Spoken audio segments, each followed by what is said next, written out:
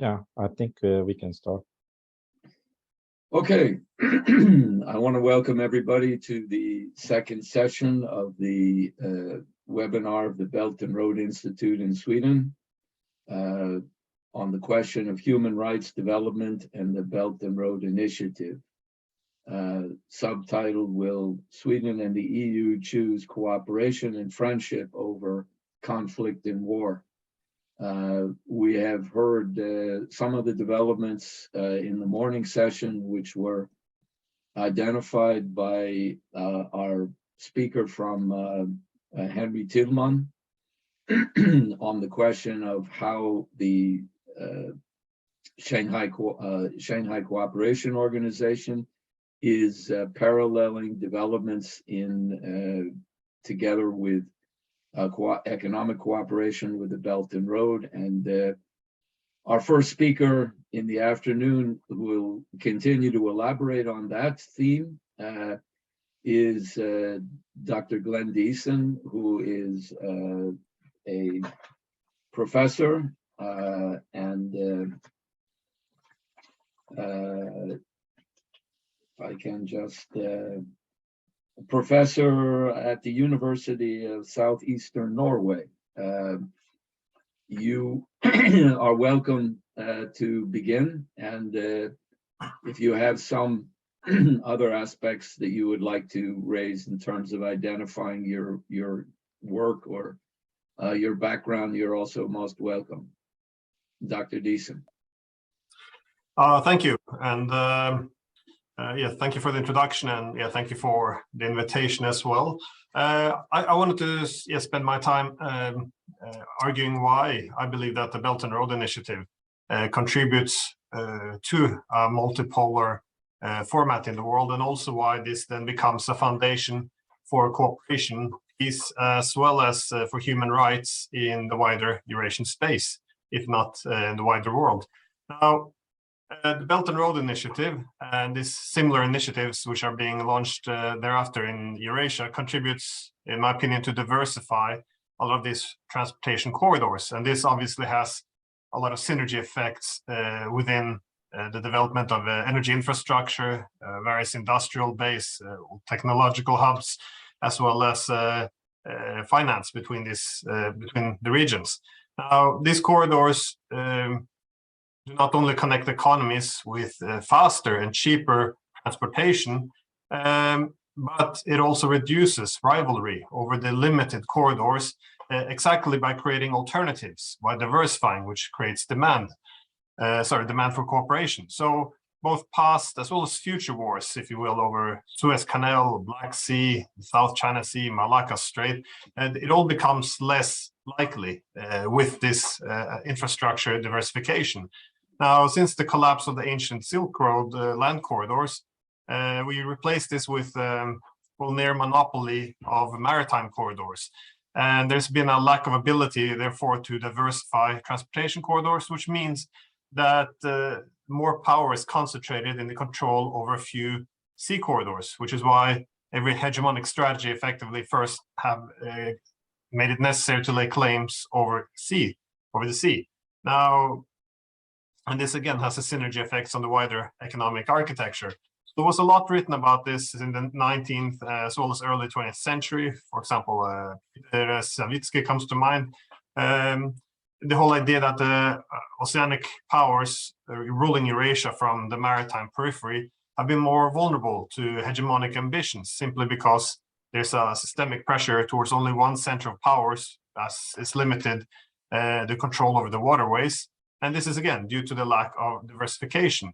Now, what is interesting with this Belt and Road Initiative is demonstrates that instead of great powers fighting over very limited maritime corridors, we see that great powers are instead compelled to cooperate, as well as harmonizing their various transportation routes and wider economic infrastructure in Eurasia. So simply because among the major Eurasian powers, no one can really control and administer all these corridors and economic connectivities across the supercontinent.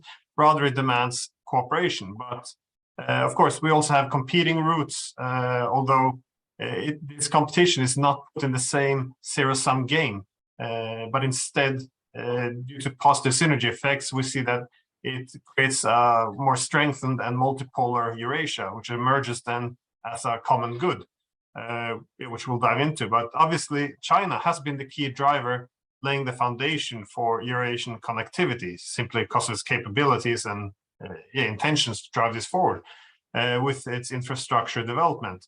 But it's not a hegemonic initiative, as Tillman correctly pointed out.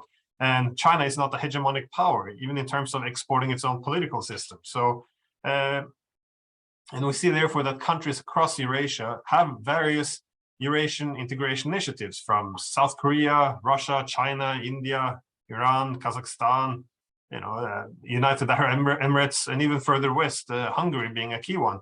So you have all these Eurasian initiatives, which are different. Some are complementary, and some compete for connectivity, but it all creates a common good, and it all demands cooperation. So, for example, look at Russia.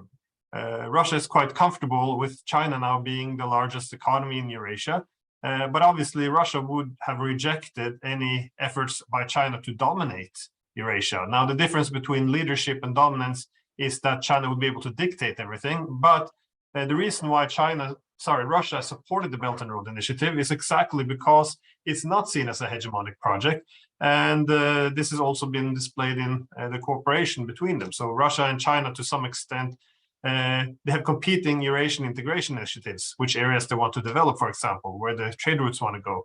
However, they both need each other for their respective formats for Eurasia. So the result has been that they're harmonizing their Eurasian integration initiatives. So on the one side, you have China's Belt and Road Initiative, and this is now being attempted to be harmonized with Russia's regional organization of the Eurasian Economic Union. And this harmonization is supposed to take form under the umbrella of the Shanghai Cooperation Organization, which before very correctly was pointed out that it's not simply a Russian-China security organization in Central Asia, but rather it's been converted into an economic institution with incrementally more economic competencies. And furthermore, under this umbrella of the Shanghai Cooperation Organization, we also see that this organization itself taking on a multipolar format. So again, from the Russian perspective, if it was only Russia and China, it could be concerning because China is economically much more powerful than Russia. However, given that this organization includes all these other large powers, be it India, Pakistan, or Iran, this kind of results in the same outcome. That is, China is still the leading economy, but with so many large powers, it can't dominate. And again, as China said, it has no intentions of dominating. So effectively, all players in this becomes content. And I think this is not just from the view from Moscow, but I think you see similar interpretations coming from other powers across this Eurasian supercontinent. So also, I would like to add that the Belt and Road Initiative are also driving other Eurasian powers to develop other corridors, simply because it's not solely a China-centric initiative. And even though some of these corridors can be to indirect competition, they also complement each other. So, rather than seeking dominance of one corridor, you see the synergy effects where they all benefit, and you don't see this rivalry, which again, many have suspected that might happen only 6-7 years ago. So one case, a good example, is the international north-south transportation corridor. Now, this is a very competitive corridor from Russia, Iran, and India, but also it includes the adjacent regions from Azerbaijan, Central Asia, and even from India. It can push further into Southeast Asia. So this bimodal transportation corridor through the Caspian is already operational, and again, not just saving time and money due to the shorter distance and reducing the reliance on the Suez Canal, which has, through history been a source of conflict.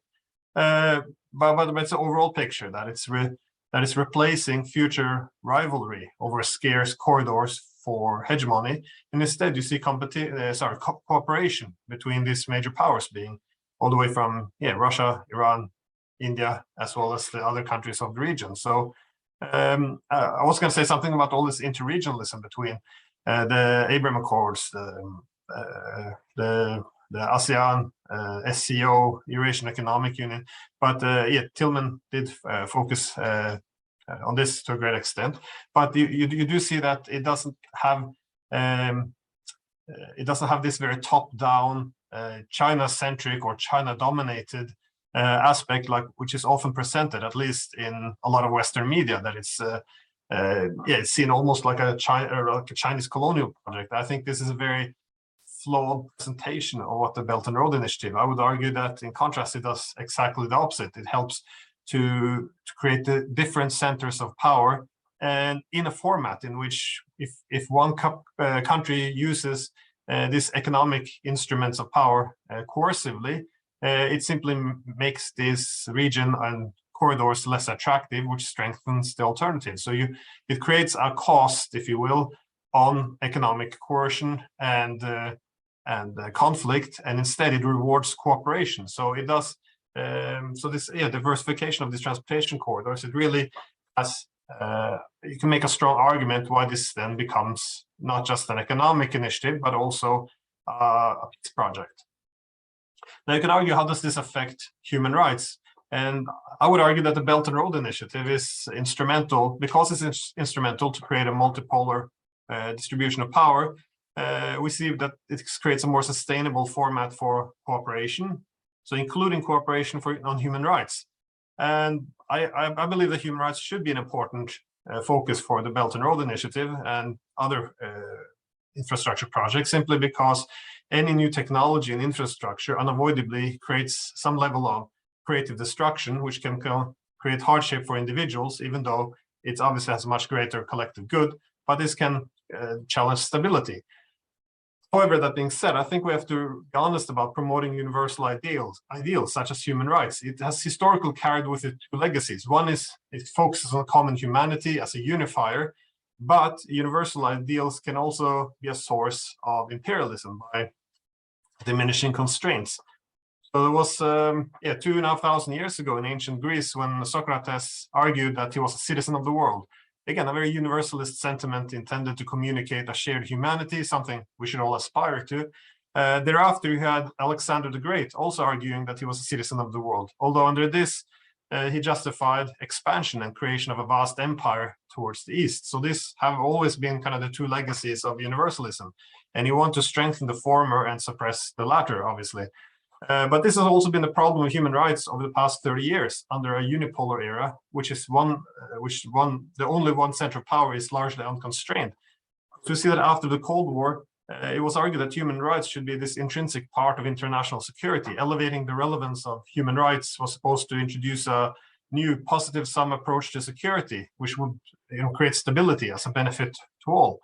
However, instead, we see that the result has been that human rights, which was supposed to constrain and limit the ability of states to use military force, we instead see that it became an instrument to legitimize the use of force. So again, human rights was cited somewhat superficially, I would argue, as a justification for war against countries from Yugoslavia, Libya, Syria, and others. And it always has the same results, not just the destabilization, but also one humanitarian disaster after another. So when we see that there's efforts by foreign powers to promote, for example, human rights in China, it obviously always has this one component, the attempt to demonize China and also destabilize its regions. So I would argue, for example, Washington's unsubstantiated accusations of genocide in Xinjiang is, well, obviously an attack on China rather than being a serious appeal for common humanity.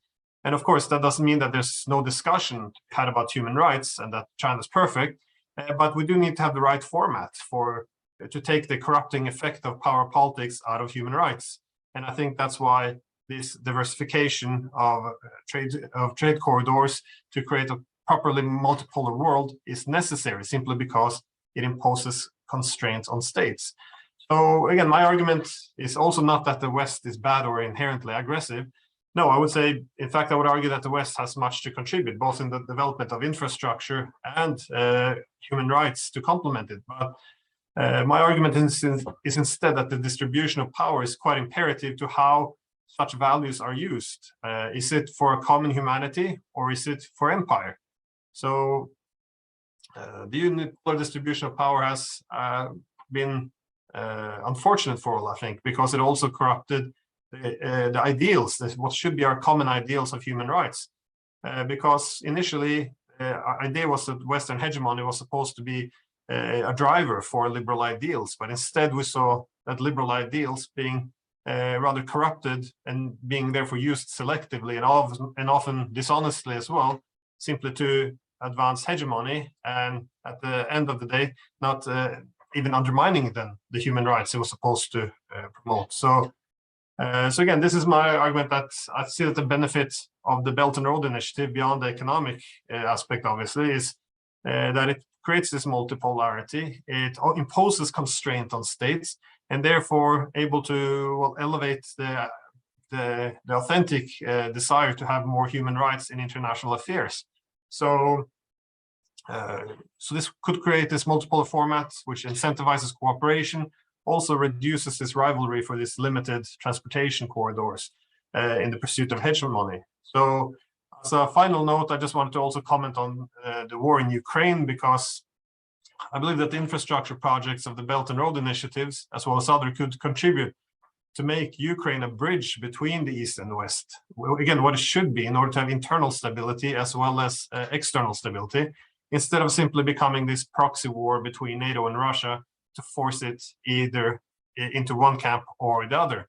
So again, the US and Russia should obviously sit down, as this war does reflect the wider conflict linked back to the problem we had after the Cold War, which was we never eliminated the dividing lines in Europe. So again, I'm horrified by the human tragedy of the war, which should never have happened. So I hope and believe that the Belt and Road initiatives can be contribute to eventually a solution. And once we finally get over this war and this conflict, I would think that the Eurasian integration provides a very transformative opportunity to replace this incessant rivalry with more cooperation.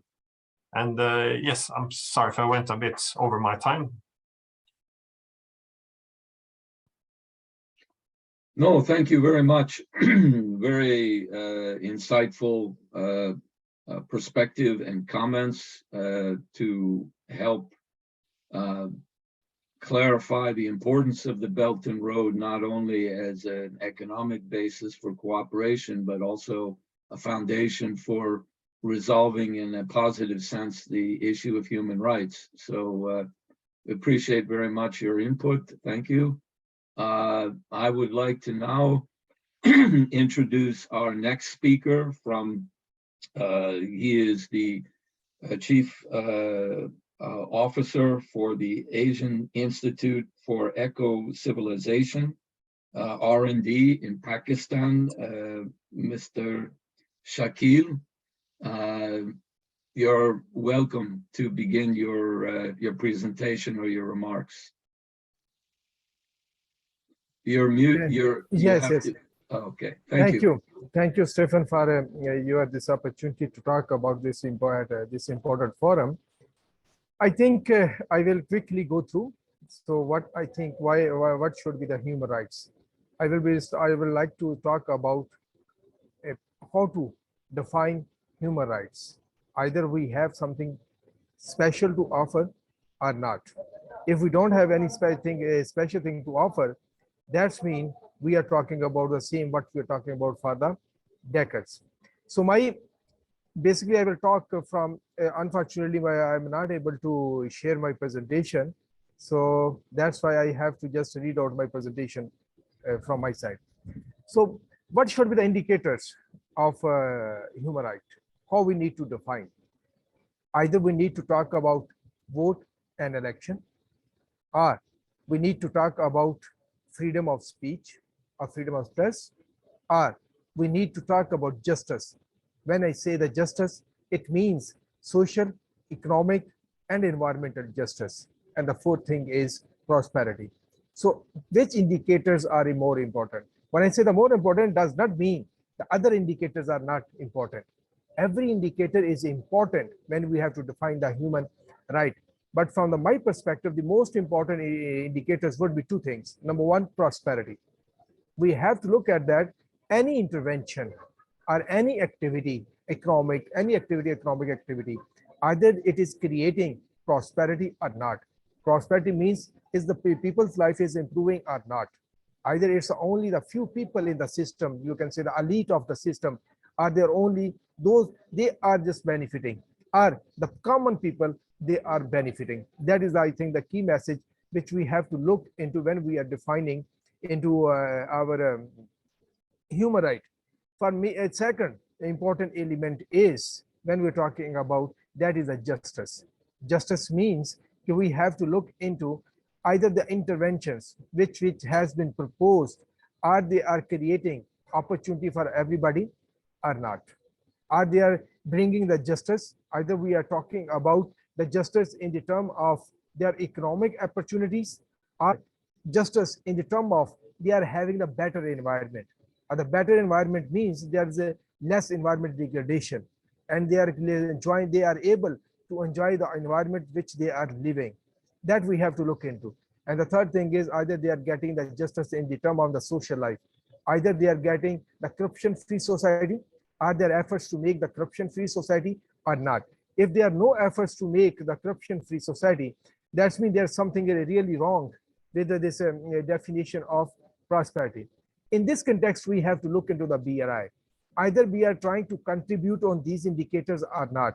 At this point of the times, we listen three types of the allegations. When we listen to the, in terms of the human right, when we are talking about the BRI, when we listen or read the stories from the some interest group. I don't say the Western country, I say the interest group from the Western side, because it's not about the people of the West or the Europe or the America, because the people are there they are equally in the favor of the development. They want the development which is beneficial for everybody, but they are interest group which they keep their interest prime at the cost of the common citizens of the world. So they want to talk about inequality. They want to talk about governance. They want to talk about environment. But if we look at the BRI, before going to the programs of the BRI, we have to keep in mind there are the four elements which make the BRI or the Chinese philosophy of the global development different from the existing model. Number one, China talk about preemptive economic strike. China does not talk about preemptive terror war or the preemptive strike to curb the terrorism, like these things. China says, if you are creating economic opportunities for the people, that is more beneficial and that will help the people to secure the peace. Second, philosophy of China is peace through the development, or you can say the dialogue and the development at the same time. If you want a sustainable peace, then you have to go for the development, because army can win a war, but army cannot win a peace. Army can never win peace, and especially the sustainable peace. For sustainable peace, if we want to win the sustainable peace, then there should come the development concept. Otherwise, we can say that, oh, we have won the war, but that war will come back. When there would be no peace, when there will be no justice, the war will come back. Third thing is ecological civilization, because that is a new concept which China has presented.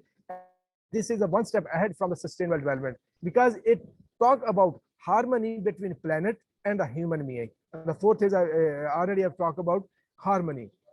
If we look at the BRI, we can say like BRI International Green Development Coalition. It means China is cognizant of the fact every development activity, they have some type of the external factor, external impacts. So to minimize those impacts, we need to follow the green concept of the BRI. And they have introduced the 10 different institutions or the subgroups under BRI. Their member of those groups are from the China, but also from international community, from the countries, from international organizations. So there are five specific areas that the BRI International Green Development Coalition is looking: green financing, green transport, green innovation, green urbanization, and green standards. In this context, China is also have taken a step to lower its investment in the coal across the world and the BRI. Fourth thing is, when we look at the environmental concept, green investment has been increased steadily, slowly and steadily. If we look into in 2014, the total green investment from the total investment was 19.60%. But in 2029, the total investment, green investment was 58.12%. That means China has slowly but steadily has moved towards the green investment to serve, to protect the environment. Then we look at the poverty. When we're talking about the human development, or we're talking about the betterment of the life, the BRI will be uplifting almost 7.6 million people from extreme poverty and 32 million people from the moderate poverty. That is the second indicator when we have to define the economic corridor. And the third thing we have seen, so they are talking about the inequality.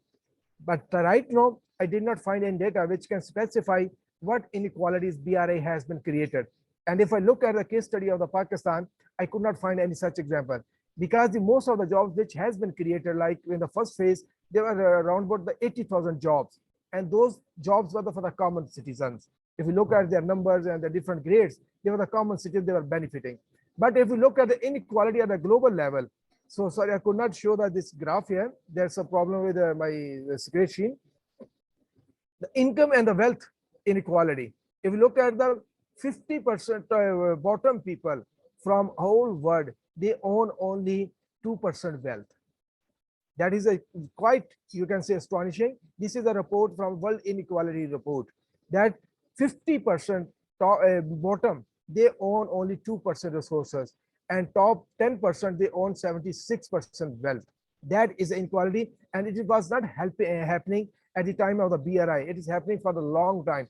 If you read the World Inequality Report 2022, they have identified 2 contributing factors which has given acceleration to the inequality across the world, because inequality is very important to know the especially extent of the poverty and other things. So they identified 2 things. Number 1, liberalization and deregulation. So they identify liberalization and deregulation. Since 1980, the inequality has started to increase, and that is a liberal model which they are advocating. But the World Income Inequality Report, they have categorically mentioned that these are the contributing factors. In this context, we can see the different countries like USA, like Europe, what is the poverty level and what is their inequality. In the USA, we look at that, 37.2 million people are the poor. If we look at the Europe, almost 100 million people, they are the poor or socially excluded. The most astonishing fact about the Europe is that 1 in the 4 child is facing the problem of the poverty and the projected risk of the poverty in the future. That is very alarming. When a child is facing this situation or this risk, that means you are compromising your next generation. You are a future generation. That's what we have to keep in mind. And lastly, I just want to talk about 2 things. Why China successful in its country, and why I hope China can replicate this model through the BRI. Because the institution China has established, either in the democracy, either in the justice, either in the Communist Party of China, they try to create or keep the people at the center of every activity. That help China at the country level to bring 800 million people to bring out from the poverty trap. That helped China to create, to dream about prosperity and the community with a shared future. But if we look at why this, I'm saying, talking about the institution and this system, because World Inequality Report specifically talk about, when they are talking about inequality, they said inequality is a political choice. You can read the report that they say the inequality is a political choice. It does not need to happen, but the political policy, institutional frameworks are other things which make it happen to the people. They have been trapped in the inequality, they have been trapped in the poverty, and their human rights are being violated. I always try to keep the human rights with the angle of prosperity and the justice. Rest, if you provide the people justice in terms of economy, social, and environmentally, that means you are fulfilling their requirements of election, you are fulfilling their requirements of the freedom to speech, you are fulfilling their requirements, liberty to choose.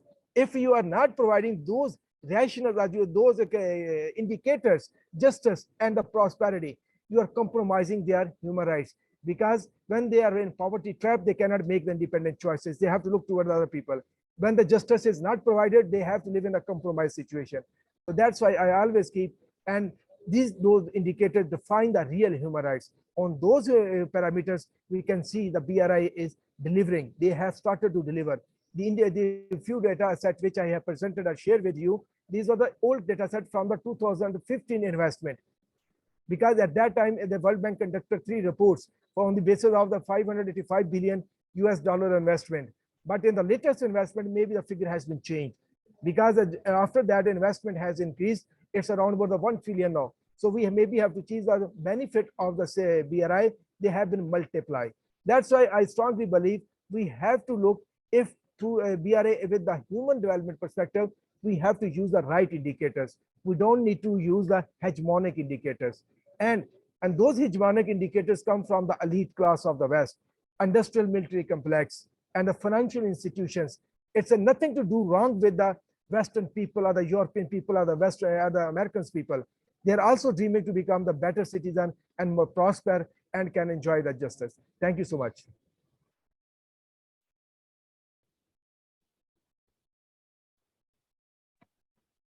Yes, thank you very much, Mr. Shakeel. I think you have presented the solid grounds for making clear that without development, discussions of human rights simply do not have the substance that it should or can have. And that message clearly has to be transferred and spread in the thinking of the leadership in the West. So at this point, I am going to ask our next speaker, my colleague, the Vice Chairman of the Belt and Road Institute in Sweden, Hussein Askary, to make his presentation or his remarks. He has been actively writing for the Belt and Road Institute in Sweden, contributing enormous amounts of research in articles on exposing the misrepresentation of the debt trap, which has been one of the arguments that the Western powers have tried to use in order to prevent the role of China in developing the Belt and Road Initiative. So among other points that he has been writing about. So Mr. Hussein, you are welcome. Thank you very much, Stephen. Yes, I would like to start with saying that there was this question of human rights and democracy. Yes, we have a universal declaration of human rights, which all nations agree upon. But as His Excellency Ambassador Sway said this morning, is that people forget that nations come from different history, social systems, political systems, and economic levels of development. And therefore, to try to have a uniform status for all nations and definition for what these human rights and the democracy mean would lead us into conflicts. And as Glenn said, and also Shakeel said, usually this is used as a pretext for hegemony. And therefore, I mean, without going into these conflicting narratives, it's important to point to the fact that, nations have different levels of social, economic, and political development levels, and they have different history and structures. I would like to just mention one interesting Chinese anecdote. It is called Big Feet, Small Shoes. And the story is that a peasant goes to the big city and into the market, and then he finds a very beautiful pair of shoes. So he immediately buys them. But when he goes home, he finds out that the shoes are too small for his feet. So he takes a saw and tries to cut his feet smaller to fit the shoes. And I think this is really a good example of how in attempting to impose a certain level of what we call human rights or democracy from the West upon other nations usually become counterproductive and lead to conflict. So one unifying concept of human rights, there is much talk internationally about all sorts of human rights, which people agree upon, but there's one fundamental and inalienable human right which is generally ignored, and that is the right to development. Yes, you heard me right. I think also Ambassador Tsui, Eric Solheim mentioned this morning. There is something called the right to development. It is part of the UN Declaration on the Right to Development, which was adopted by the UN the General Assembly in December 1986. And it states in the preamble that recognizing that development is a comprehensive, I'm quoting, recognizing that development is a comprehensive economic, social, cultural, and political process which aims at the constant improvement of the well-being of the entire population and of all individuals on the basis of their active, free, meaningful participation in development, and in the fair distribution of benefits resulting therefrom. End of quote. So when a community's living standards do not improve and they are not participating in the development process, for example, being unemployed, or they work hard, but the benefits of their labor go to the 1% top layer of society, as we have seen happening in the United States, for example, those people's human rights are being violated in reality. The second point is that the preamble on the Declaration of the Right to Development emphasizes that, quote, aware that that efforts at the international level to promote and protect human rights should be accompanied by efforts to establish a new international economic order, end of quote. This is a fascinating statement, and I will come back to this later. Now, the dignity of man is being preserved by freeing man from hunger, poverty, and lack of basic services such as housing, sanitation, clean water, electricity, education, and healthcare. This was articulated as the freedoms, this was articulated as freedom from want by President of the United States, Franklin Roosevelt, in his January 1941 speech, its famous speech called the Four Freedoms. In an address known, the Four Freedoms, freedom from want basically means to be in a situation where you don't have to worry about such things as where your next meal is coming from, how you can clothe yourself and your children, or get a roof over your head. Want, in this context, refers to extreme poverty, which is experienced by many people in developing countries today. Development can also pave the path to peace. The time has come now for the world to realize that the true name of peace and security is in economic development. This was a vision presented already in 1967 by Pope Paul VI, who insisted in the encyclical called Populorum Progresso, which means on the development of people, that development, quote, development is the new name for peace, end of quote. He wrote then, I quote, when we fight poverty and oppose the unfair conditions of the present, we are not just promoting human well-being, we are also furthering man's spiritual and moral development.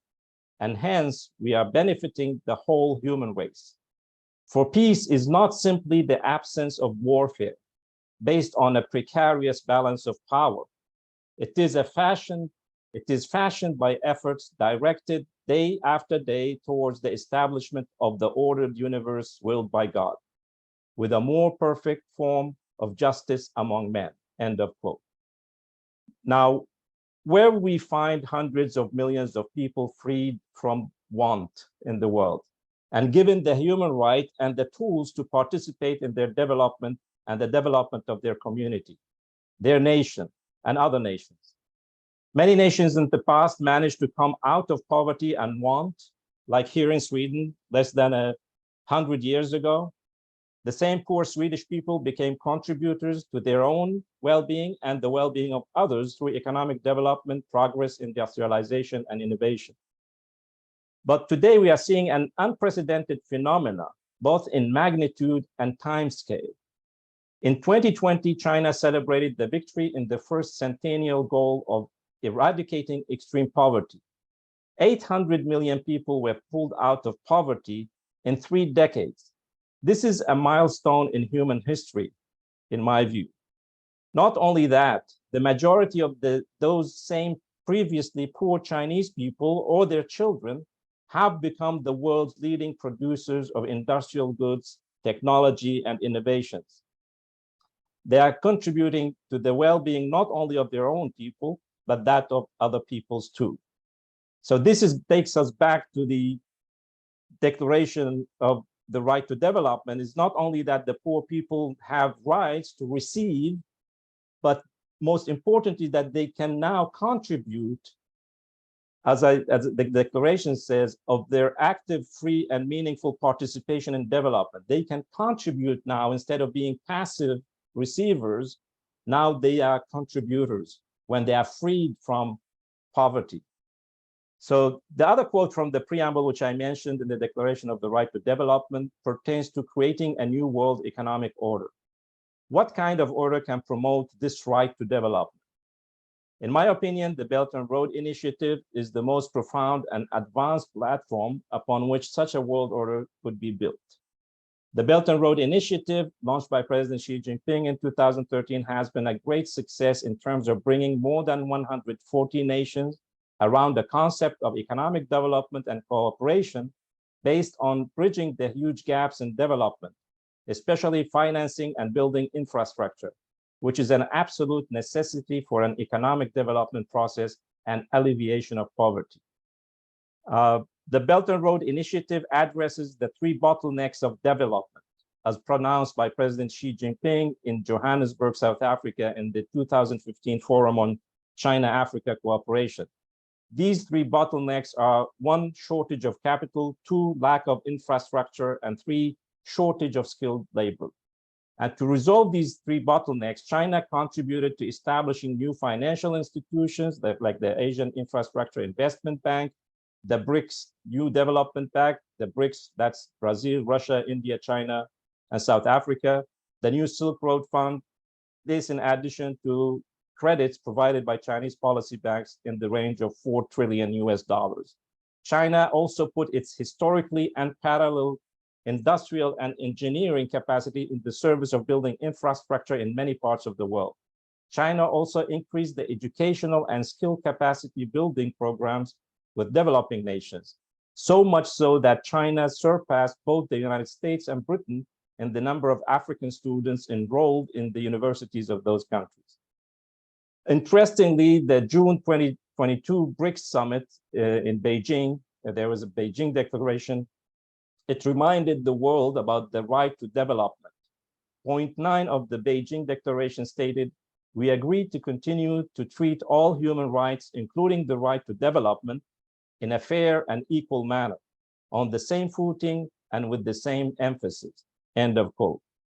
What is fascinating for me about the role of the Belt and Road Initiative and the other initiatives like the Global Development Initiative and the Global Security Initiative is that it provides the tools of economic development to other nations.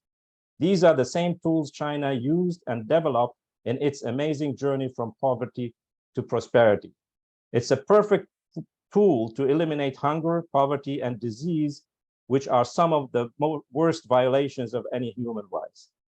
The United Nations goals of sustainable development in 2030 must be viewed in this light as human rights goals, because with solving these obstacles, the dignity of the human being is suffering without solving them, of course.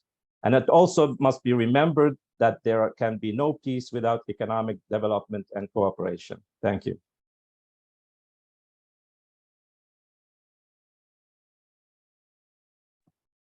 Thank you very much, Mr. Askary. I think you did an excellent job of identifying the fundamental significance of development as an essential part of the issue of human rights. And you also brought up what I think is been implicitly addressed, but has not really been fully elaborated, which is the motion towards a new global international economic and financial system. This, I think, is one of the pillars of what is and why the Western power structure is responding, for example, through NATO militarily and not in line with a cooperative basis for a reshaping of the global financial and economic policies. I think this issue is becoming more and more clear as we continue this year, both in light of the 20th Communist Party Congress that is going to be beginning, if not already tomorrow or during the weekend. And I think that it will also come up in various other aspects of what has been addressed as the Shanghai Cooperation Organization and the remarks that Mr. Tillman made. So we will, in all likelihood, see more elaboration of how this discussion for a new financial and economic order fits quite nicely into the development perspective of the Belt and Road, as you were indicating. I don't know if the speakers will be able to stay how long. We could take a short period if there are questions for the first three speakers. We could begin, or we could take some time since we are relatively good on time right now.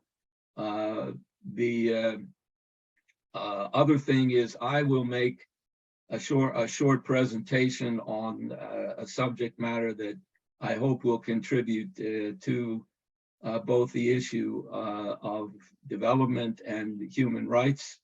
And then I am not sure if one of the scheduled speakers, Andreas Svedberg, is been sidetracked at a job situation and is not 100% sure if he will be able to join us. Hopefully, maybe he says around 2:30. If that's not the case, he has given me permission to read his remarks, which I have in written form. And I can do that depending on whether or not he's able to join us during the webinar. But are there questions that are directly relevant or related to the remarks of the first three speakers? I think we could begin by taking those questions if there are some. Okay, there was a question from earlier before the presentations by Baruch, and he says, I'm wondering over the Belt and Road Initiative to Latin America and Caribbean, as well other African countries, not only Rwanda, Burundi, and Congo-Kinshasa. Is there any process or means to connect to BRICS, or I think he means the BRI? Yes, I mean, most of the talk today was focused on Eurasia, but the Belt and Road Initiative is more profound than just Eurasian matters. But since we have a situation in Eurasia, I think there is a big concern over what Europe, Russia, China, India, and the Eurasian nations are going to do in this situation, and what the proposals are. I think if Glenn wants to comment on that, I can say for Africa, we have done an enormous amount of work on Africa's integration into the Belt and Road. Not only these countries you mentioned, they come up very high, that Rwanda comes up high in the Belt and Road, but I think that all of Africa is involved in one way or another in infrastructure, trade, capacity building, power projects with China. And that kind of cooperation is ongoing. So Africa is connected to the Belt and Road, also through internet cables now, and but there are big obstacles in the way, of course, and the current international financial and economic crisis is impacting that. But the problem is, for example, I'm studying the case of Zambia, where because most nations have debt problems. These debt problems have existed long before the Belt and Road, long before China was engaged in this. But now nations are being required by the International Monetary Fund and the World Bank and Western credit holders that they would focus on their debt restructuring by not investing in infrastructure, which is shooting yourself in the feet. And now there are demands on Zambia, for example, to settle its debt to foreign Western bondholders, but not take new loans for infrastructure. And they mean by that from China. The problem is that Zambia would never, ever be able to pay its debt and stand on its feet if it doesn't have power, electricity, transport, water, healthcare, education, and build industries to use the enormous copper resources they have, which is now being actually extracted by British and Canadian and Australian companies and shipped abroad. The Zambian people don't benefit from that wealth. And if Zambia does not get control over its wealth, but also build the infrastructure to make this Zambia an industrial country using copper to make copper products rather than exporting its raw material, Zambia will never get out of the poverty trap, which is set for it. So there are many challenges there, and there's a force which is counteracting and also pushing a lot of propaganda against China, like the debt trap and other things. So I am not so aware much about the Caribbean and Latin America, but recently even Argentina joined the Belt and Road Initiative. Glenn, do you have something to say? You have some comments? Yeah,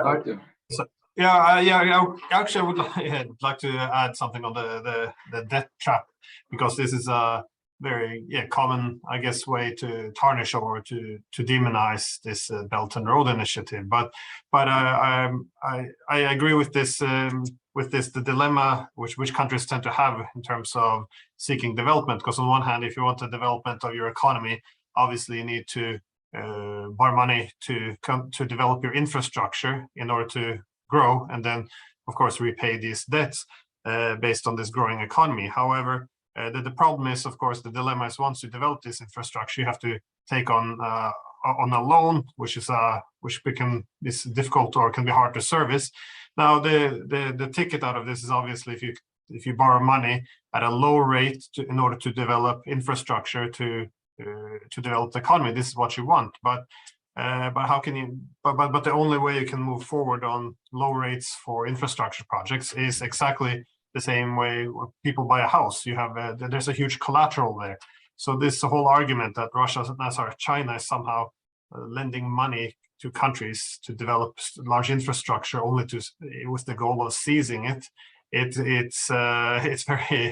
doesn't make any sense in terms of how much money and the wider objectives behind this huge infrastructure development. So I keep hearing about the debt trap as well, but it doesn't have much of a foundation to it, I would have to say. Okay. Stephen, I want to say one thing on debt trap. Sure, you're welcome. I think this notion of debt trap is highly flawed, and my friend Hussein, my brother Hussein Askary, know that we did one of a podcast on the debt trap. I came up with another idea, that is a debt relief diplomacy. Because when I see when the China investing in those countries which are facing the problem of the shortage of the financial resources, who has already been entrapped in the debt trap, but they are not having the productive resources to break that trap. And a BR investment, they are helping them to go for the productive activities like industry, agriculture development, and infrastructure. So they are helping them to create productivity and to create financial resources which can be used to break that trap by the Western financial institutions like IMF, World Bank, and other some institutions.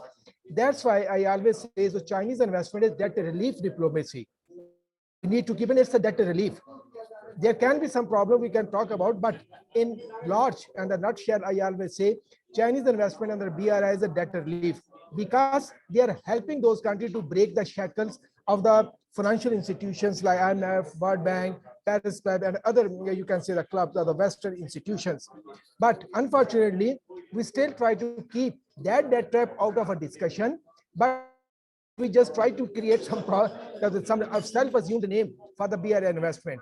So I strongly believe on, if anybody is interested, we can again share that podcast. I think Hussein can share that podcast. I also have written a paper on that, China debt relief diplomacy. I can also share that paper. So we need to just analyze, number one, so debt, what is a portion of debt in a BRI? Majority of these all allocations, they are the investment. Something which is not a debt, how it can be a debt trap. Second thing, if we look at that, those debt, they are the productive, not non-productive, like the Western institution did mostly, in IMF, they did in the past.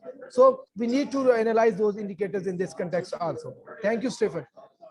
Yeah, you're very welcome. Thank you, Mr. Shakeel. I can just add that there were two ambassadors, one, the ambassador of Ethiopia and the ambassador of Tanzania, who had indicated initially that they would have been happy to join the webinar and outline how their respective countries have benefited from collaboration with China on the Belt and Road Initiative. The question very clearly for them is that development is not negotiable. True development is an inevitable and crucial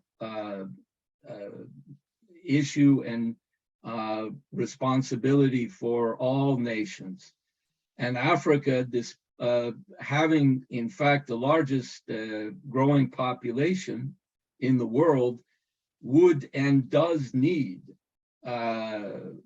large amounts of capital and skilled investments in order to modernize and industrialize. It cannot be done simply on the basis of any old pattern of selling raw materials.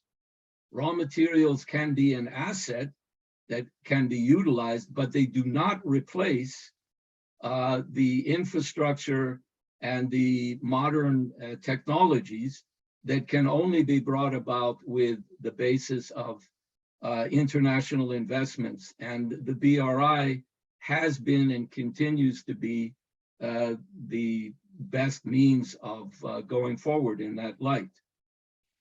The other thing that I just will mention was, interestingly enough, on the question of Zambia, that I was interviewed very recently on Central China television, and the program that broadcast my remarks on the BRI also began with an interview on the remarks of the president of Zambia.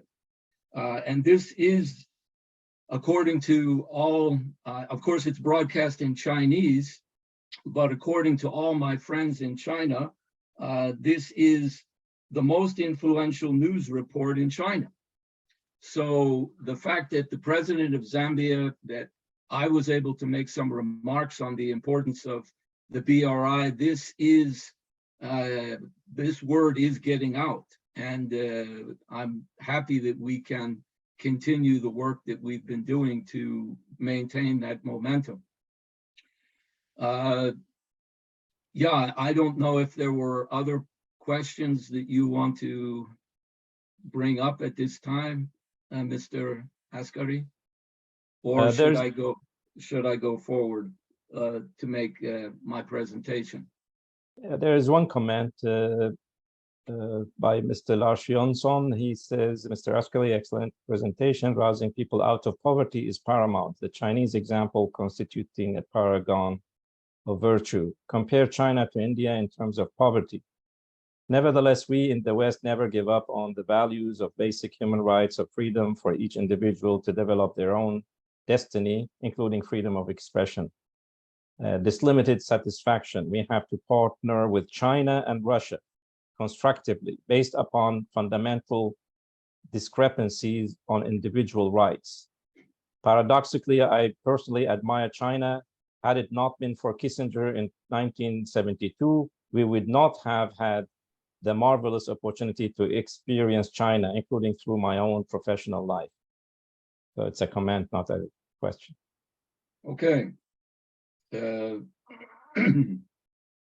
think it's important to note that the fight for development, which China has succeeded so uniquely and marvelously, is also a fight that is going on in India, and that they both, unfortunately, have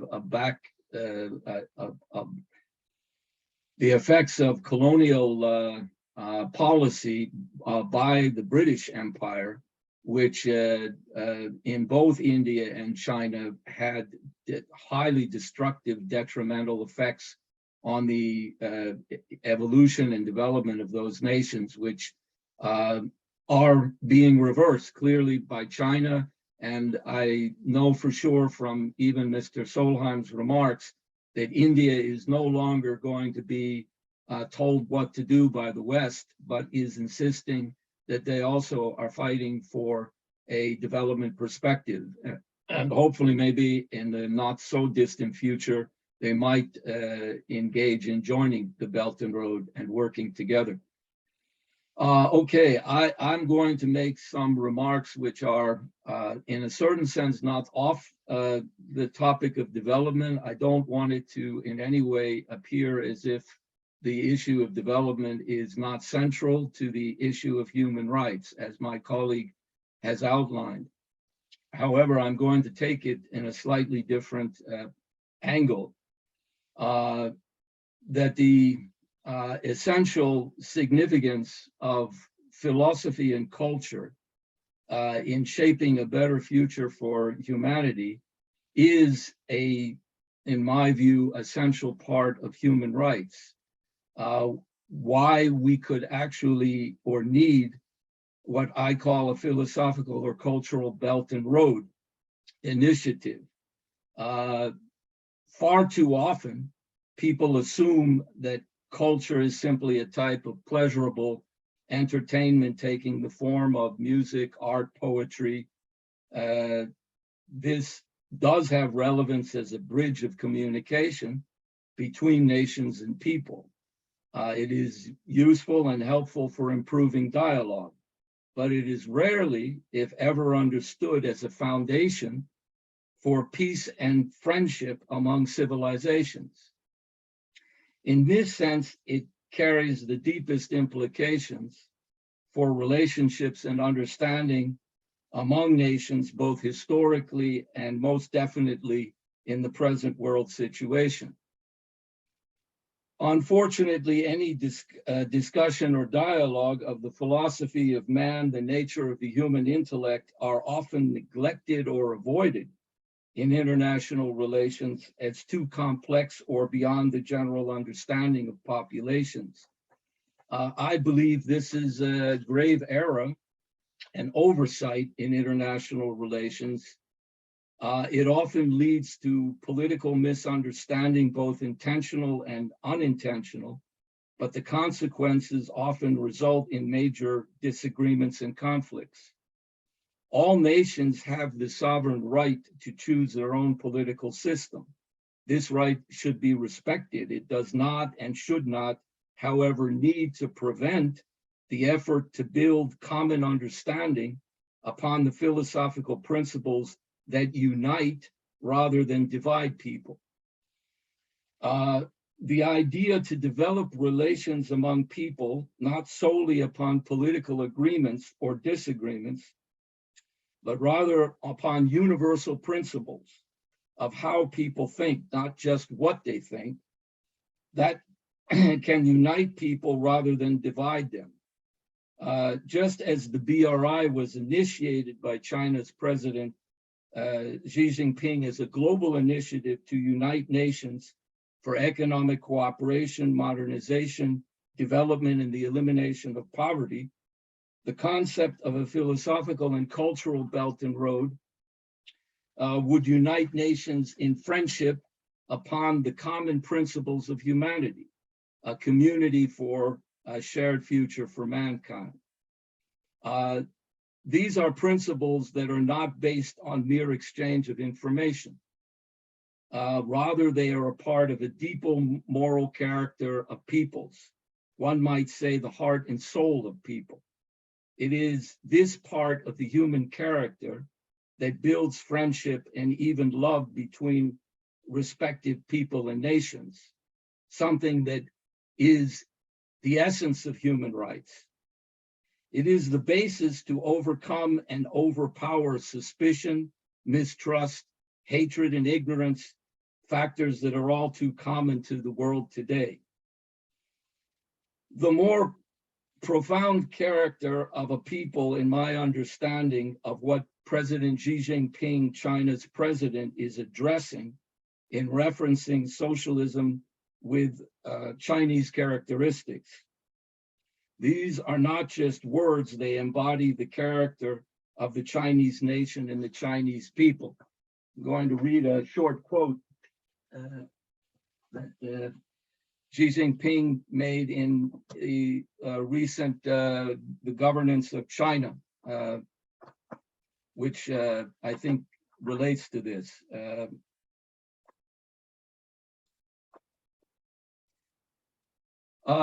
This is entitled, "During my inspection tour in Shandong, I made a special trip to the Confucius Temple and his family mansion in Quofu.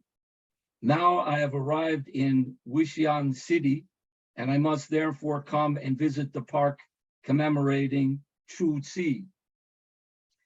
As I have opted for the path of socialism with Chinese characteristics, we must adopt Marxism to the Chinese context.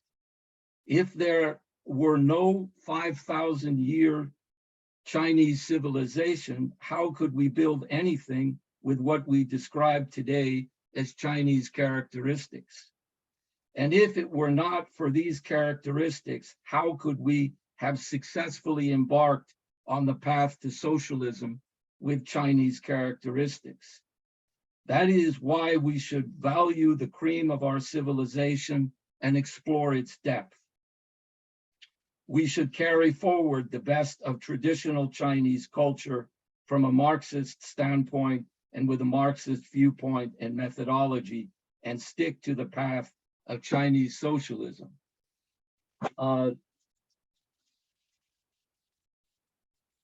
The teachings which are referenced of the great Chinese philosopher and teacher Confucius, that human beings are born good, and with the proper guidance will contribute to the common good of the society. Are they not just maxims of academic interest? They are the bedrock of Chinese culture for more than 25,000 years. They're determinants. They define the spirit, the philosophical spirit of Xi Jinping, and the idea of a global cooperation for mankind. Human beings are not beasts or animals. It is the reasoning capability of mankind when developed that distinguishes us fundamentally from the beast.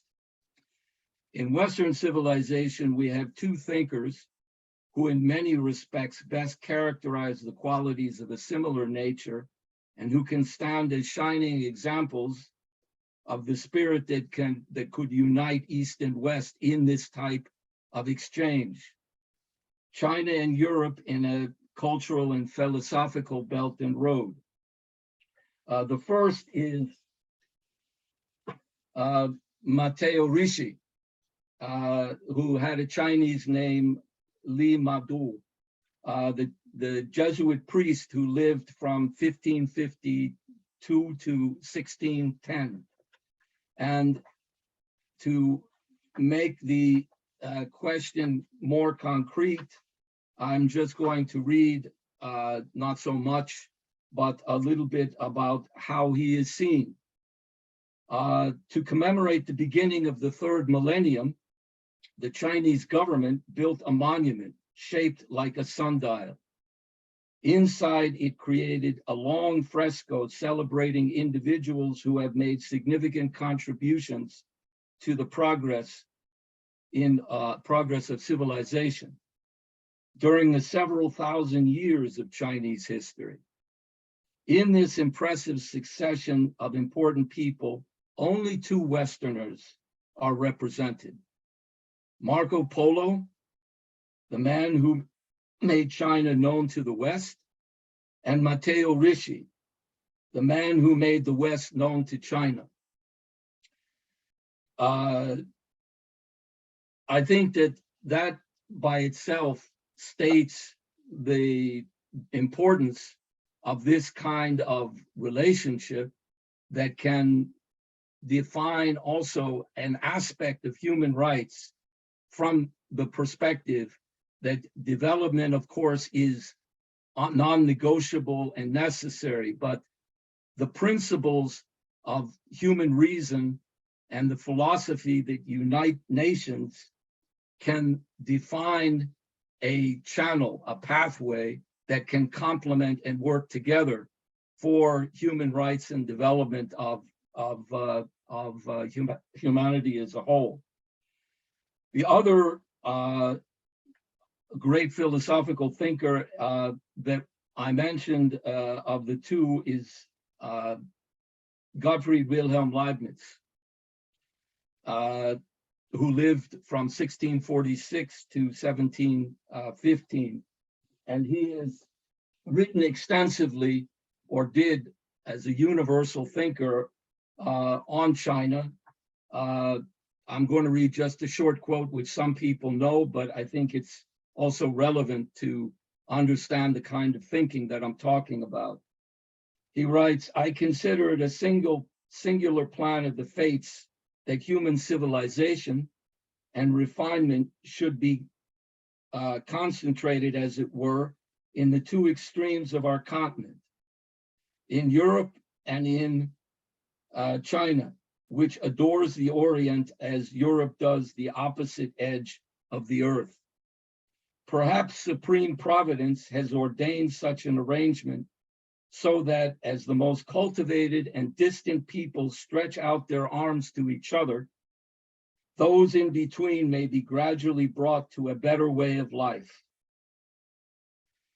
Now, in light of what Eric said earlier about the need to reflect on the common positive views of Western and Eastern civilization, these examples define what could be a parameter for overcoming the kind of militant intolerance, aggressiveness, and arrogance that is preventing the necessary both economic cooperation and often in other aspects as well. So I will say it is, in a sense, the rejuvenation of Western thinking in light of these thinkers, Matteo Ricci and Leibniz, that the deeper foundation for friendship and cooperation along the lines of a philosophical belt and road can be achieved, and that the issue of human rights can also be raised into a context where it complements very nicely the issue of economic development. So I'm committed personally to devote efforts to promote this cooperation and friendship together with my colleagues to help bring this about in working as the Belt and Road Institute. So thank you. Thank you very much, Stephen. It's enlightening.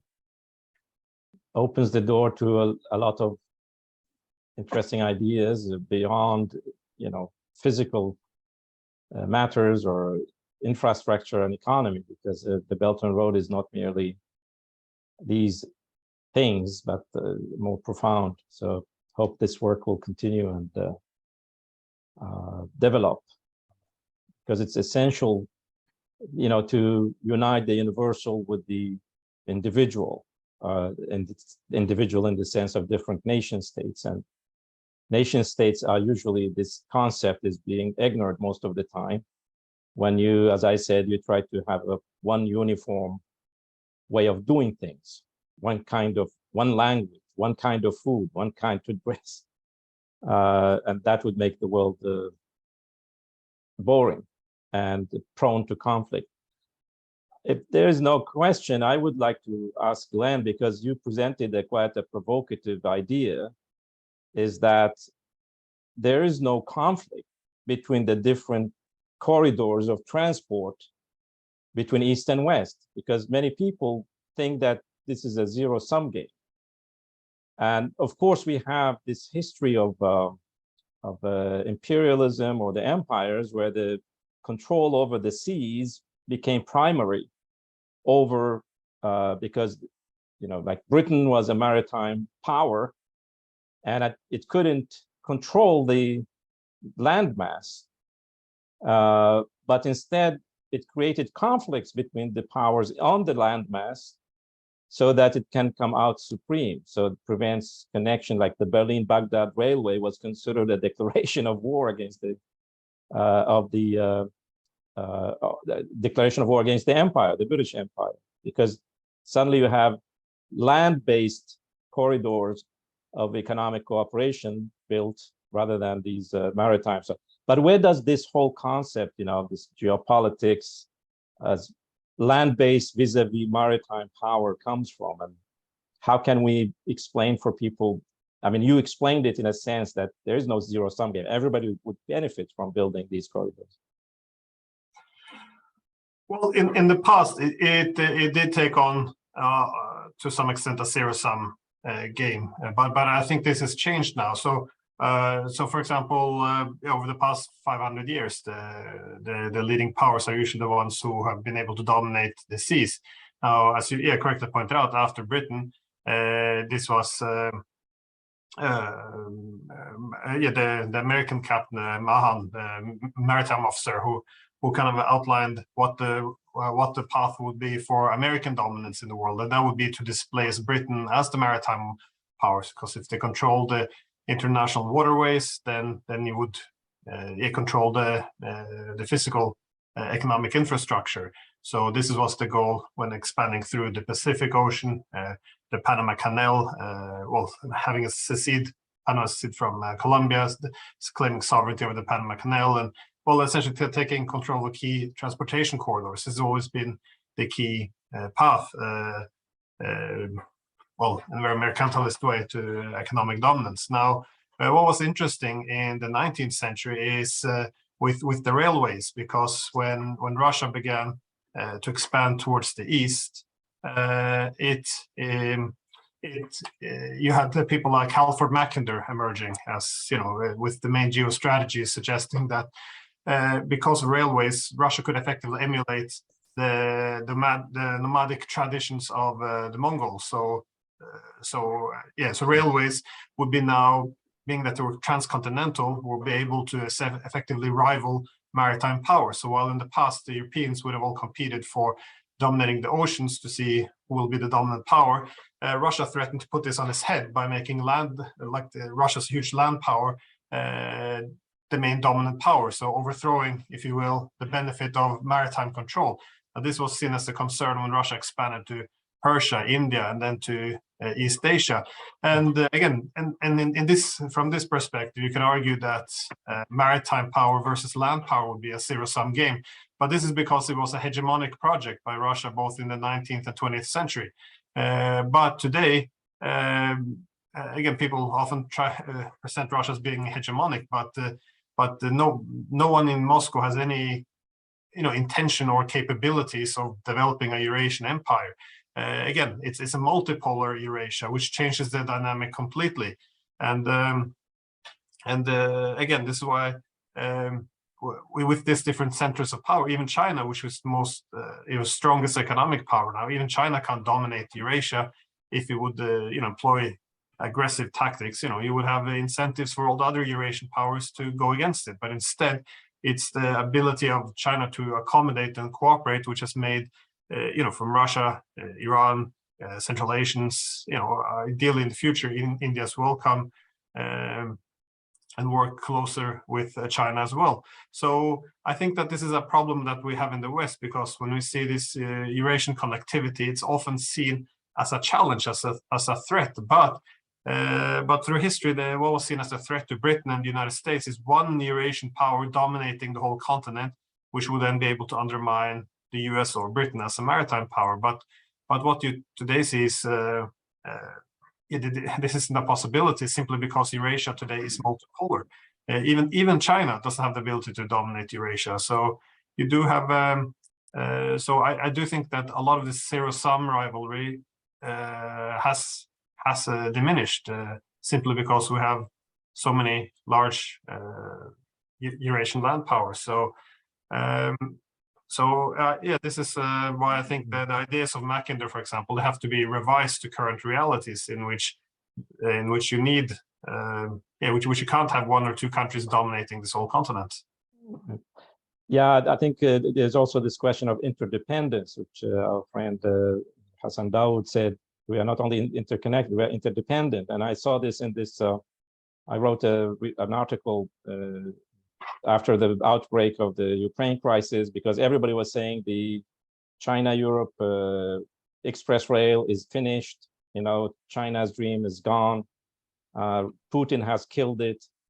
And I went and looked at all the shipping companies and the real data, and it was not finished, because first of all, the Russian and Belarus railway companies were not under sanctions, like the gas companies. They were not under sanctions, so companies in Europe and China could continue to use it. And from China to Europe, cargo continued to flow. But in Europe, we had this political pressure that companies should boycott Belarus and Russia. So suddenly somebody invented this idea that we have a middle route going from the Black Sea, from Romania and Bulgaria over to Georgia, and then over the horrible Georgian terrain into Azerbaijan, and then by sea over the Caspian Sea to Kazakhstan, and then to China. I mean, this is a potential wonderful corridor of development, but it's not there. So everybody was rushing to that middle corridor, and they say, oh, now we've found a replacement to the China-Europe Express. And then, you know, I said, this is not going to happen because there are physical realities you cannot challenge. And also companies in Europe, they need very quick deliveries, especially in Germany, because they are so interdependent with Chinese companies that this would become impossible. So by July, everybody went back to the Belarus-Russian railway and placed orders for shipments from Germany, Holland, and Central Europe to China through Belarus and Russia. So this proves the point that, you know, this interdependent, economic independent, it's a vulnerability, but it's also a wonderful thing, because it surpasses all this geopolitical and political tension and problems. And if politicians pay attention more to the interest of their people and their companies and their economy, we wouldn't have such horrible consequences as we see now in Europe with the energy shortage, with the deep economic crisis. So I think you are right. We should rewrite this whole story about geopolitics, just throw it out and replace it with geoeconomics and collaboration between nations.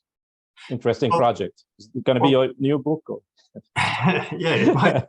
Well, this is the problem now. Well, this is why I'm arguing that in the multipolar system, there's less room for economic coercion, simply because there's different centers of power. So over the past 30 years, when we had the unipolar era, how sanctions were supposed to work. The reason why we become so fond of sanctions was, you know, you sanction someone and crush their economy until they do as they're told in terms of changing their policies. Now, what you see in a multipolar order is simply the countries imposing sanctions. They might end up isolating themselves, because the countries under sanctions, you effectively hand over a huge market to competitors. So obviously this has been the main problem now in Europe, because we put all these energy sanctions on Russia. Well, obviously they can sell their metals and their energy elsewhere. So not only does this create an energy crisis in Europe and making our industries less profitable and less competitive, but also all this cheap energy is now going to Asia, which is making our industries less competitive. So it becomes an exercise in self-harm. regarding the interdependence, I agree that interdependence changes a lot. However, I argue that interdependence has to be often seen in terms of relative power as well, because in other words, look at the symmetry within an interdependent relationship, because you always have one side which is more dependent on the other one. So this would, through history, this has allowed the more powerful and less dependent side been able to extract a lot of political concessions. And this has been kind of the problem we've had in Europe, because when we, after the Cold War, attempted to create a Europe without Russia, the main way this can work is if Russia becomes more dependent on us than we are on Russia. So for example, Russia's dependent on Western industries, technologies, payment systems, currencies, banks. And then, Europe is dependent on Russian gas, and, we want to skew the symmetry more in our favor. So want to reduce reliance on Russian gas. But I think in that process, through sanctions law, this has only incentivized Russia to look more towards the East, which means now we have less leverage over Russia than we ever had before us. And this is kind of how it often works in a multipolar system. If you use economic dependency, if you weaponize it coercively against other countries and try to extract political concessions, like I guess in a like traditional imperialist way, then instead of dominating, that one country would become isolated. And I think that the economic havoc we're currently having in Europe kind of points to this, because it's not just the Russians, but by using these huge sanctions around the world as well, like who would trust, the excessive dependence on Western, computer chips, like China, it's concerned about this. So who would want to rely too much on the dollar or the euro if they seize your funds? So it's taking the money from the central bank. So it creates a lot of distrust, and then you have other centers of power which are more capable of delivering trust, being rewarded for this. So I create my point is create systemic incentives for good behavior, if you will, for not using this much economic coercion against other states. And so from my perspective, that's one of the main. Again, I have one. I have a. Sorry, Dr. Hassan. Yeah. Okay. Maybe come back. No, Lars Johnson has a long list of questions, but Again, I have this. Sandmark from Schiller Institute in Sweden is asking Dr. Glenn. He says, would you like to comment on Ambassador Hirdman's recommendation for Sweden not to apply for membership in the Shanghai Cooperation Organization? How would you see Swedish and EU cooperation with the SCO? Are there openings? No, I think it would be positive. Well, to have more inclusion of more Western countries within this larger Eurasian constructs. Even the EU as a region, because you have this new interregionalism now with Eurasian Union working with the ASEAN, working with the EU. So I think this would be very positive. Again, one of the reasons why we have so much conflicts in Europe at the moment is because after the Cold War, we all signed this agreement to remove dividing lines, but instead we kept them and just moved them gradually towards the east. And this was kind of the problem. We never really changed the fundamentals of this Cold War architecture. Now, given that, this is the reality, Russia will never, be allowed to join the EU, for example. One solution was always this interregional arrangements, for example, having an EU cooperation with the Eurasian Economic Union to make sure the dividing lines doesn't become a hard border, something you compete over. So countries like, for example, Ukraine can become a bridge instead of this bastion. And but we never had any interest. The EU never wanted to have any diplomacy with the Eurasian Economic Union. The United States expressed very openly they wanted to destroy the Eurasian Economic Union, or at least slow it down or break it up, as Hillary Clinton suggested. So I think that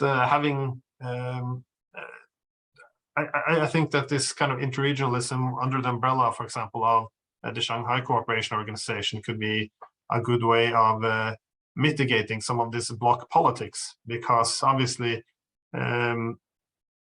this has been one of the main legacies, at least we have in the West, which continues to create conflicts.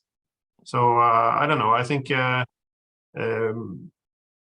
when I see countries like Hungary trying to position itself as a bridge between East and West, I can't help but to think that this is a positive development, that this ambition to develop these hard borders, exclusive blocks, that this is not the way to go. So no, I would have liked to see Sweden possibly join the SCO in the future, but yeah. Thank you. Dr. Hassan wanted to say something.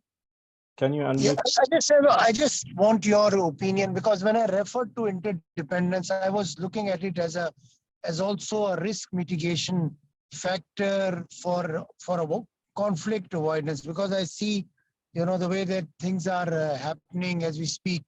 The more interdependence we create, especially vis-a-vis Europe and China, let alone Sweden and others, I think the chances of a conflict reduce. So I think, when we talk of any regional initiative, when we talk of globalization, each time in my literature review, and when I look at the push of history, I see each time that regional integration or globalization has taken shape from East, it has brought more trade. Whereas when it has emerged from West towards East, it has eventually led to land, to put it subtly, land acquisition and extension of power. So I would like on how, as we speak, European countries look at globalization. Do they look at this as a threat, or do they still have, there's still a scope of, bringing interdependence and reducing risk of conflict? That's my question. Yes. Sorry, you want to say something, Dr. Glenn?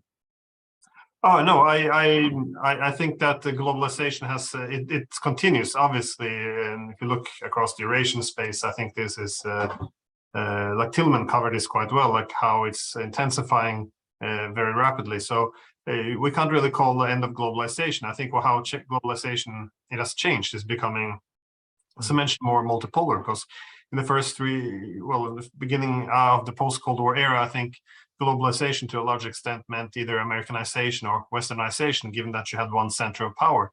I think in the West now, there's more apprehension, because we see that we're not necessarily in the driving seat of globalization anymore. When you say globalization, we see countries from Greece, from Hungary, having more and more economic connectivity with China, for example. And the main concern in the West then is with economic dependencies, they see political loyalties shifting. So they're afraid that they will, not have this loyalty only to the West, but also to the East. So this, but again, this always falls into this bloc politics thinking, because our main objectives through some of this globalization should be to reduce some of this zero-sum formats. Again, this is what's plagued Europe after the Cold War, that we haven't been able to,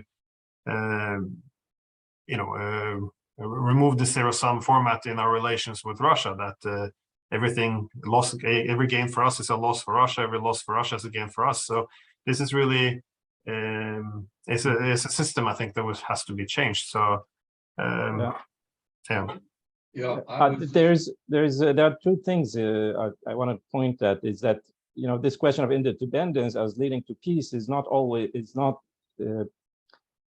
working right now in the conflict between Europe and Russia, for example.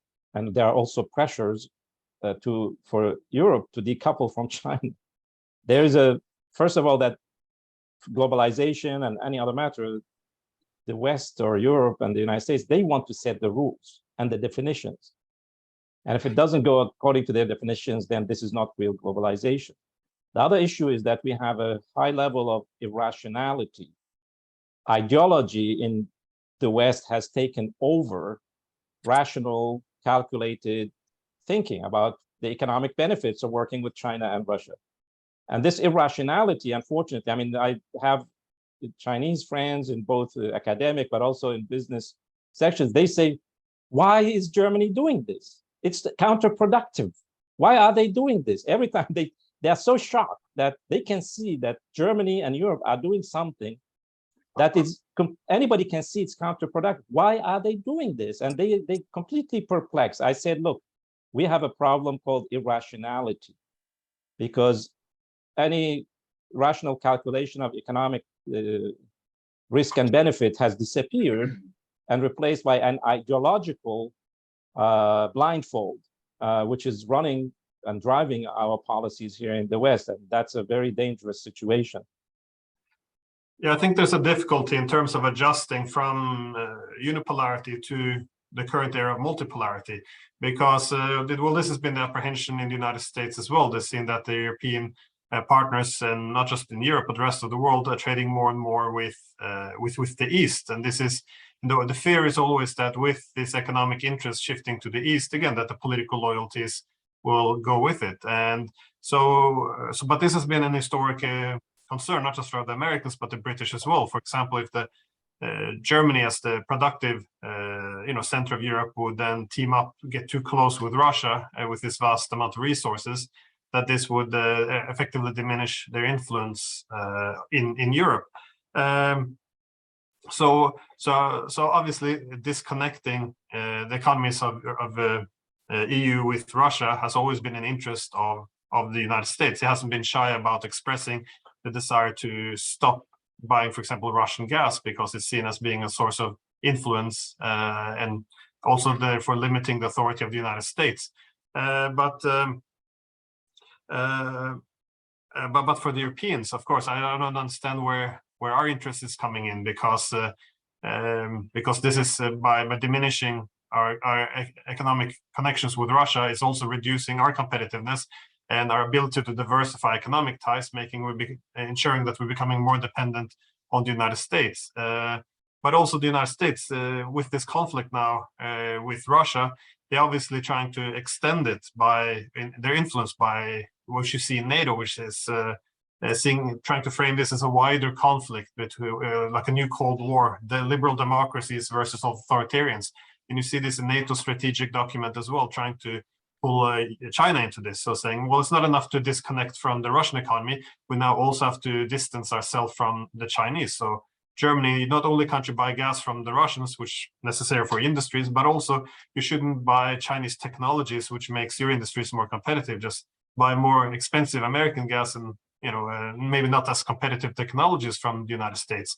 And this is again the consequence for Germany and wider Europe will be we'll have less competitive economies and will be much more reliant on the United States, as we're not able to diversify our economic partners. So I don't think it's in European interest, and sorry, I won't go on for too long, but I don't think it's necessarily an American interest either, because if they, I think they're in front of a dilemma, because their international distribution of power has shifted. If they have two options, they can either hold on to this unipolar order, but then see the rest of the world forming, well, effectively decoupling a bit more from the United States in terms of seeking their own technologies, transportation corridors, industries, new banks, currency use, or they could try to facilitate a new multipolar system where they have a privileged position. So obviously, I think that would be favorable to the United States and to the wider world, because effectively the dilemma is, do you want to hold on to the unipolar order a little bit longer?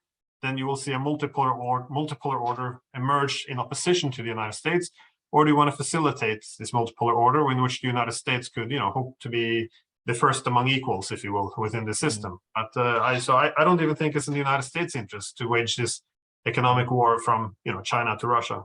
Yeah, primus inter pares. Yeah. Okay, I Steve. just would say, you, if I didn't misunderstand, you mentioned Mackinder earlier. I mean, Halford Mackinder was a direct agent of the British Empire in the beginning of the 1900s, and his view on Asia was the following: that he who controls the Asian heartland controls the world. he was not simply propagating the idea of how to defend Britain or how to defend that particular interest of the British, which of course at that time were heavily operating with the British East India Company and the imperial control of Asian markets for British interest, as you said, for maritime control. That is the empire. In a certain sense, that empire, although it changed its form, did not disappear after even the end of World War II. It was explained by the former Prime Minister of England at that time, Winston Churchill, as with British brains and American muscle, we will continue to rule the world. So there is an imperial policy which is in a certain sense unbroken. And one of the reasons you have this contradiction around the issue of globalization is because it has political conditionalities, which, for example, are directed against Serbia. They're directed even against Hungary because they don't want to behave according to the dictates of globalization, or as it has also been the case, is international financial institutions like the World Bank and the IMF have always made political conditionalities to any sort of economic cooperation. The Belt and Road in China do not do that. They talk about economic cooperation on the basis of mutual benefits and not on the basis of what political conditionalities are being imposed in order to dictate and control how countries or economies that are dependent on them will function.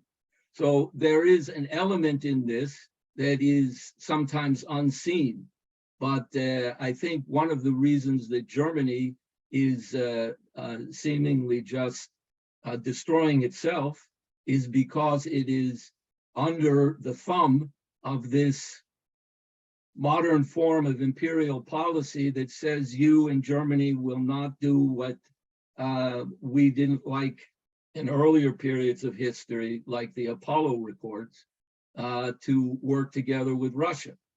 And I think this is resolving itself in the context of what we talked about, both with the BRI and the move towards new financial arrangements, new financial agreements, which will not be under the dollar-based system. And Europe, at that point, hopefully will begin to move for its own interests out of some kind of dictated unipolar world. I wanted to add before we end that Mr. Andreas Svedberg, the editor of Bladet, will not be able to join us, but he did ask that I would read his speech. And if I would be able to do that now before we close, it's, I think, a good time to do that. So I was just going to I'll do that briefly. It's the following. My name is Andreas Svedberg. I have taken the initiative to start a news site called Bladet.se, and we offer information in a slightly different way because we relate to reality. And if not reality, then we offer the opportunity for people to broaden their perspectives. We do this after rejecting the idea that there is a right or left approach politically. We believe that the time is over for people to navigate emotionally between right and left perspectives. We believe that it prevents new thoughts from growing and that it is a political backdrop to keep citizens at a low level, simply to direct and control thoughts. Our perspective is that the world is neither white nor black. You have to relate to a reality, and people will always have different perceptions on reality because people have different abilities to process information and to understand information. People navigate and also act at their on their emotions, which also affects information management. And our desire is also to make people more aware that you possess the greatest ability that all living organisms have on this planet in the forms of humans, and that is the ability to develop and thereby grow as individuals. And he also said that it would be fine to add the fact that his online paper was the first one to publish my colleague's article, Hussein Askary, on the Taiwan crisis in Swedish, as well as the remarks of Ambassador Tway in relation to the embassy's response, which unfortunately, as I've mentioned, are still being censored by the Swedish elite power media that generally have not been willing to in any way allow the viewpoints that we have represented today. Despite that, we see with the help of Mr. Svedberg that there are increasingly numbers of people who wish that the Swedish people and the populations in general will have access to balanced information to be able to make intelligent judgments, which right now they're not getting. So thank you, Mr. Svedberg, for your input, and perhaps next time you will join us visually on the webinar. Okay, just the final, Lars Jonsson has some questions. I will read them and then I will read another question or comment. It says, Lars Jonsson says, question 2, freedom of expression vis-a-vis poverty constitute non-exclusive properties. Any comments? That's a bit vague, but I don't think there's any contradiction in these matters. Shadzia Said, I think Miss Shadzia Said, she writes, gas prices have reached record heights in Europe and supplies are running low. Gas prices have reached, supplies are running low, stoking fears for the coming winter, and also in the absence of support from Russia, how Europe is going to deal with this in fierce winter. Then she continues, the European countries would surely learn a lesson from the ongoing energy crisis and try to diversify their energy supplies in future. For now, they must take the required step to save their citizens from freezing weather. Now, this energy crisis can lead to blackouts, deep recession, and shuttered factories. Russia choking the supply lines of gas and oil has halted the pace of many European industries. This has slowed down the EU economies. How do you assess the situation? Is it solvable? Do you want to say something, Glenn? I think we discussed this before, but to be fair with our guests, give the chance to answer. Yeah, sure. Well, I'm not sure if I agree completely with the premise, because if we go back a few months, it was the European Union who put energy sanctions on Russia. The idea was that we would cut ourselves off Russian gas, and the Russian economy would collapse. But instead, Russia was able to diversify its exports, while we were unable to diversify our imports, and the result has been higher prices. And obviously, Russia towards the end has also put pressure on the supply of gas as well. Given that we are in a sanctions war. No, I think. Well, again, we're in the middle of a sanction war. I think we have to resolve some of the political conflicts that underpin this. I mean, the goal of the sanctions war was to force Russia to withdraw.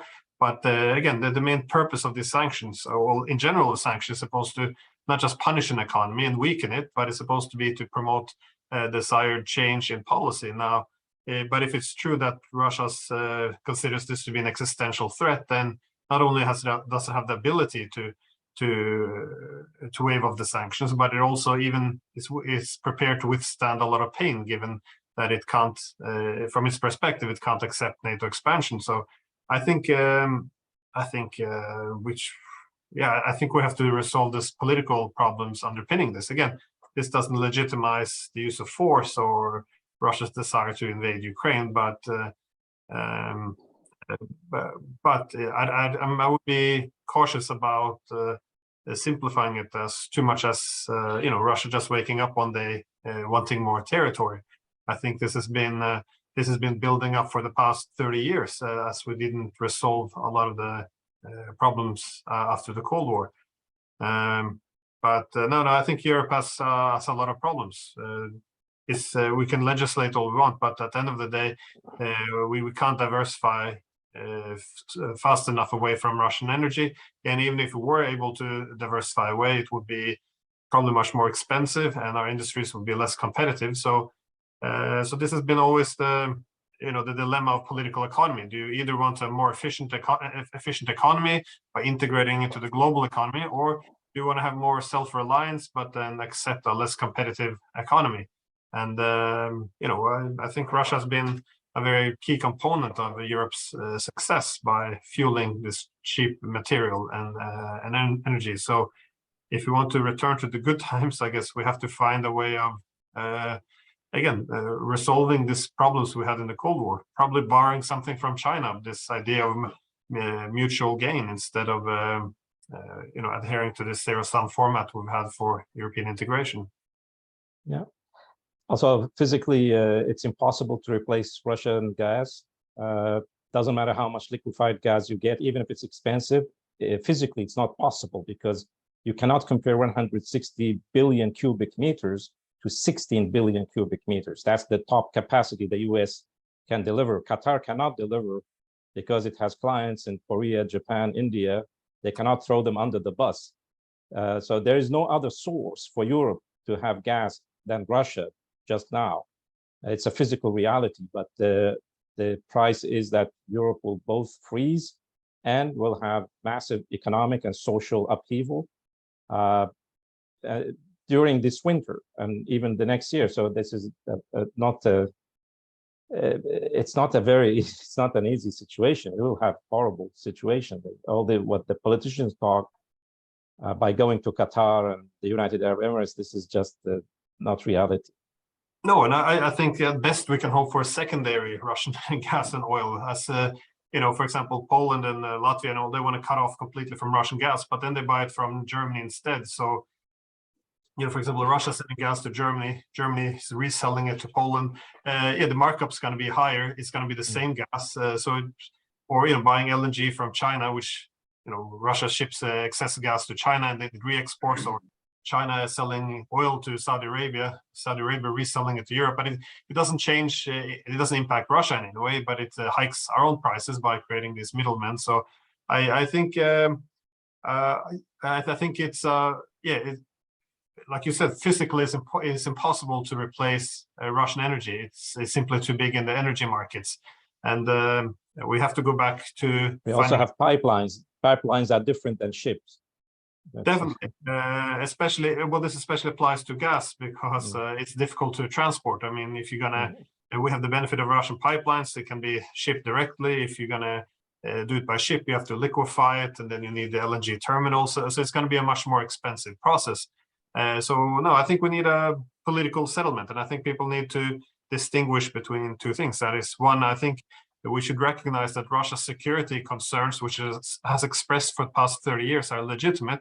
And we should be able to recognize that without necessarily legitimizing or the invasion or supporting it. But you can say that Russia's security concerns are legitimate without justifying its response to it. So no, I think we dug a very big hole, and we're continuing to dig, unfortunately.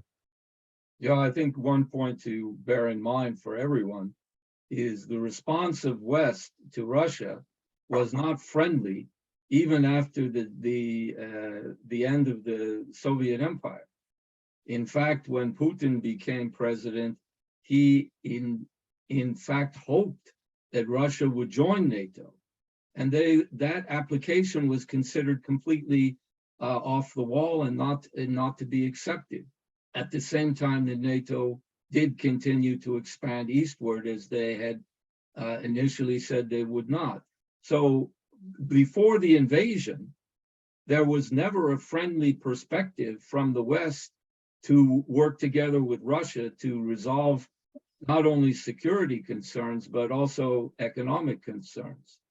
And I think that that is where we have to get back to in square one, to stop this conflict and to address those concerns, as you've been saying, Dr. Diesen. I think clearly the problem is not just the invasion of Russia, because the problem was there before.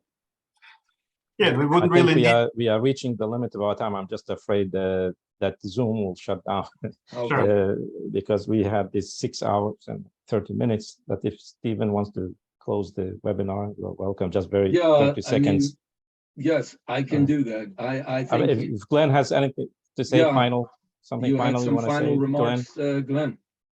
Well, only on the final aspect of the problem with Russia, because my point is we don't necessarily need new agreements in Europe either. We actually had security agreements with Russia after the Cold War. We signed the Charter of Paris for a new Europe in 1990, and then we signed in 1994 the agreements which created a common European security architecture, which was the OSCE.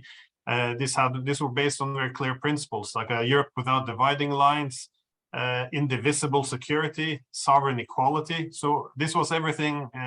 These were the key foundational principles, but we never recognized by expanding NATO, we essentially canceled them. So we replaced no dividing lines with expanding dividing lines to the east. We changed indivisible security for expanding NATO security at the expense of Russian security. And instead of sovereign equality, we've had this new liberal hegemony where, for example, we can interfere in Russian affairs or topple governments or invade. Well, of course, they can't do the same. Now, again, my point is not that this legitimizes Russia's invasion, just that we canceled all the common pan-European security architecture, and as a result, pan-European security has collapsed. And so I think we should take a page from what's happening in the East and the ability to harmonize these different regional constructs and come up with common agreements and move away from this zero-sum architecture. So, yes, that's my last remark. Thank you so much. Thank you for being together with us. Thank you, Dr. Hassan. Thank you for the Embassy of Belarus. Naturally, thank you, His Excellency Ambassador Quay and China. Thank you, my colleague, Mr. Askary. And I think we will conclude. I think we've clearly established a framework for the reasoning that the Belt and Road and development are the much better direction that the world is moving in. Also to guarantee the true nature of human rights. And I think we will continue to work together. I hope everybody who has been a part of this will join us again. We will continue to cooperate and get our message out. Thank you, Andreas Svedborg, for working to help us do this with Bladet.se. And perhaps we will find new channels in Sweden and Norway who will dare to publish these points of view without censoring them. That's a hope that I think we can maybe crack at a certain time.